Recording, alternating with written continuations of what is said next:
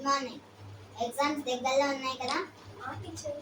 అందరూ బాగా చదువుకొని మంచి పేరు తెచ్చి పెట్టాలి, సరేనా? సరే టీచర్, మేము బాగా చదువుకున్నా మీకు మంచి పేరు తెస్తాం టీచర్. అది ఎలా? అంటే మీ క్లాస్లో చెప్పింది అర్థం కాకపోయినా అర్థమయ్యింది అని చెప్తాం. మీ క్లాస్లో ఫోన్ చూస్తున్నా ఫోన్ చూడలేదు అని చెప్తాం. మీ క్లాస్లో నిద్రపోయినా నిద్రపోలేదు అని చెప్తాం టీచర్. అలా అంటే నమ్మేస్తారా?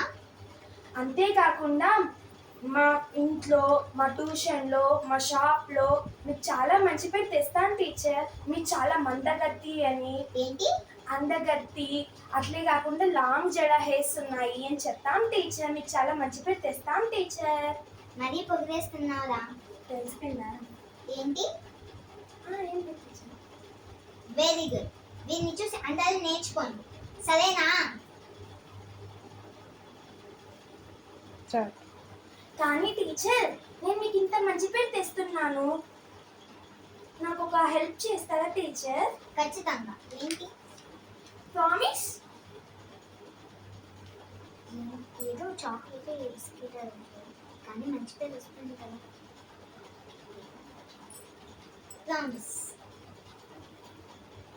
అంటే అన్ని సబ్జెక్ట్లో నాకు 100 వేసేయండి టీచర్. మీకు ఇంత మంచి పేరు తెస్తున్నావు కదా టీచర్. అర్థం కాలేదు. అంటే అంటే